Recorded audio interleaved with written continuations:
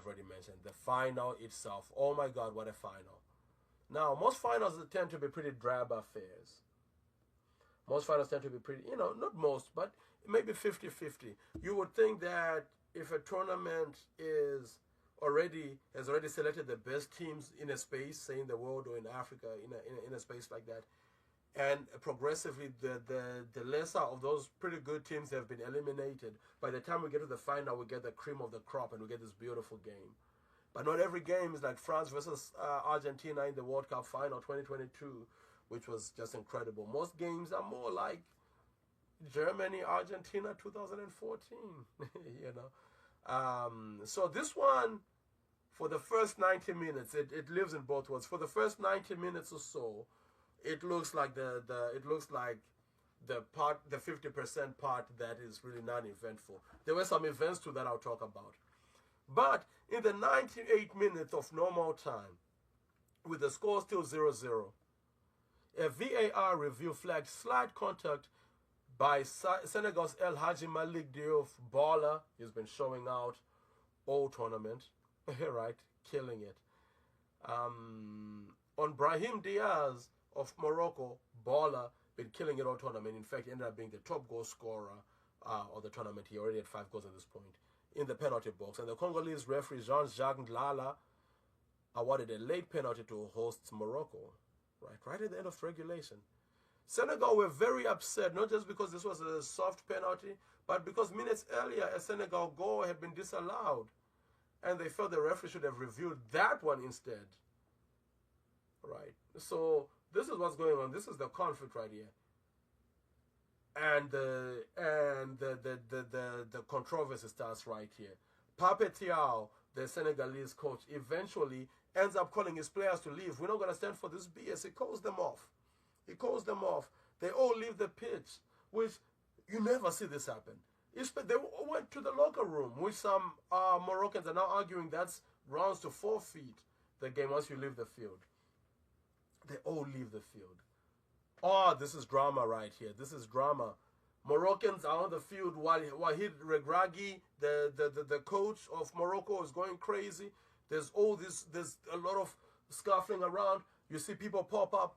El Hadji Diouf, not El Hadji Malick Diouf, who's playing, but the legendary Senegalese player from the early 2000s, star of the 2002 World Cup, Coles is on the phone. He's sitting on the phone, frantic. Now, apparently, he was talking to authorities and some of the team players, trying to get them to come back. Fascinating. But somebody else who popped up and really showed out here, because remember, the coaches already said they can go, was Sadio Mane. Sadio Mane, their talisman, their best player, and for a long time one of the best, probably the greatest player in Senegalese history, especially after this tournament. But for a long time, was actually a contender for the Ballon d'Or. He's getting up there in age now. He's playing in Saudi Arabia. He's not the captain. The captain is actually Kalidou Koulibaly, who was suspended for the final. And in his place, it's not even Sadio Mane who picks that up. It's Pape Gueye, who I'll talk about shortly here.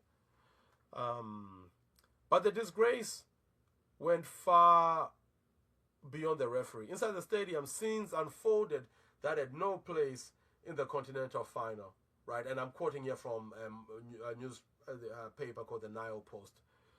Hakimi was caught on camera removing and throwing away Edward Mendy's... Hakimi, again, arguably the best right back in the world right now, throwing Edward Mendy's towel behind the goal, deliberately interfering with the goalkeeper's ability to dry his gloves in the pouring rain. Then the Morocco ball boys and team staffers started to take away towels from Senegalese players, something that they had done with Nouabali as well in the previous round, which is why another thing that points to the fair play issues. Then the most shocking thing I've ever seen, at that point, right, the Senegalese realized what's going on. They sent their reserve goalkeeper, Yehvan Diouf, to go stand by the goal, right behind Edward Mendy was keeping goal. He goes behind there, sort of to protect the towels. This is a professional player who plays for Nice in the French league. He plays for one of the in the top league for a top team in one of the top leagues in the world.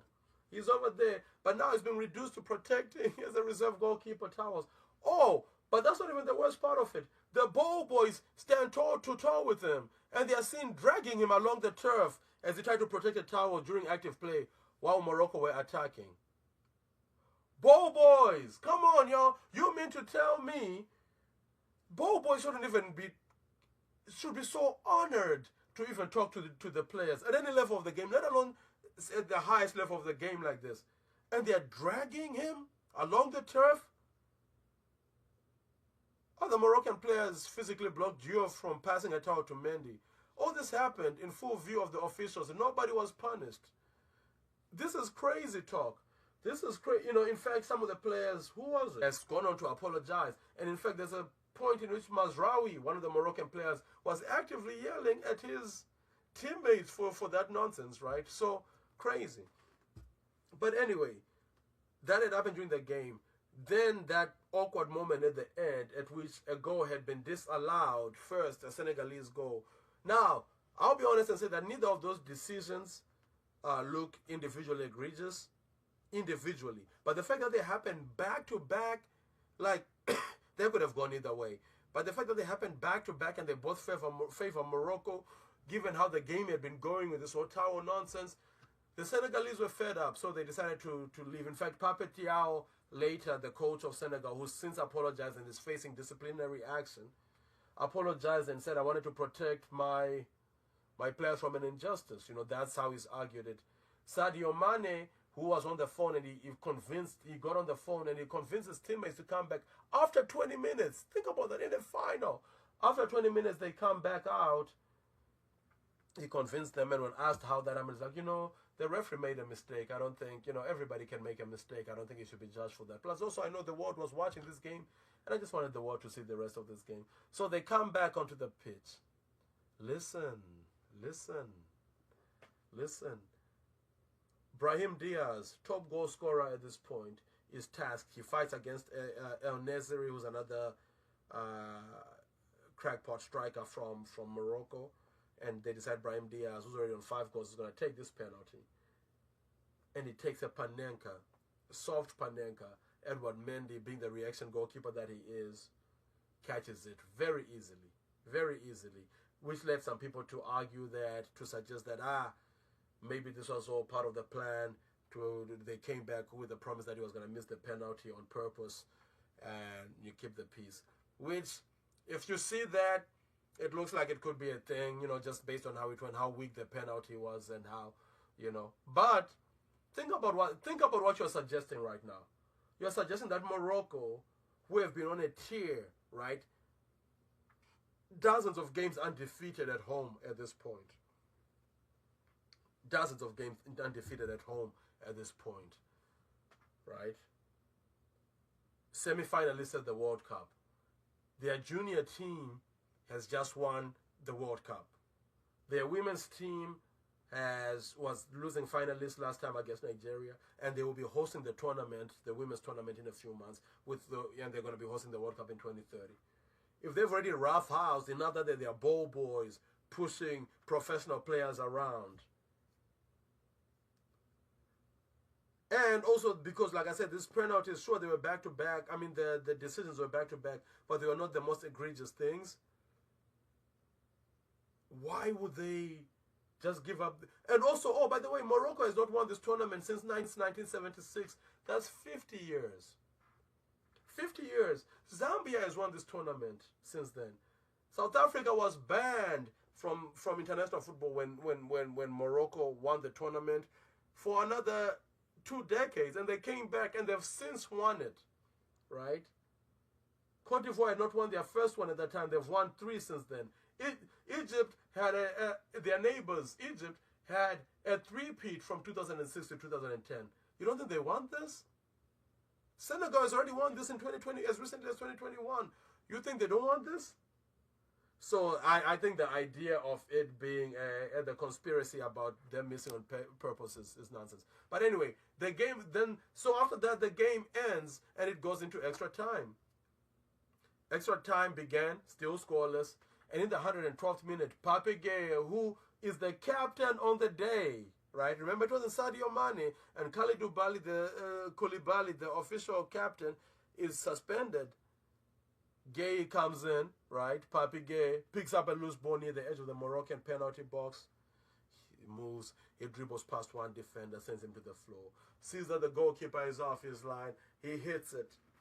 Woo! Low, precise shot right into the far corner. Take a breath, right? The shot then goes on to beat Moroccan keeper Bono, who is one of the GOATs right now. I'm seeing him even being put in the conversation of the greatest African goalkeepers of all time. I don't know if I would say all that yet, given the likes of Thomas Nkone and Bruce Grobela. But in any case, he scores it in the 112th minute. The game holds. It ends that way. Oh my God. Senegal are the champions. And the world delights with them. Moroccans are very upset, but around the world, in Algeria, right, for all their problems with these other nations, celebrations are gone. Right? Algerians are celebrating. There's a watch party in New York City. I didn't even know New York City was the Senegalese were deep in New York like that. But celebrations in New York, Mahmoud, no, not Mahmoud, that's his father. Zoran Mamdani was watching, had a watch party in New York City. The mayor, celebrations are gone. In Senegal, we won't even start to talk about it. In France, of course, where a lot of Senegalese people, people of Senegalese descent live, crazy celebrations. So what, like I said, Papi Thiaw eventually apologized, calling it a hit of the moment decision.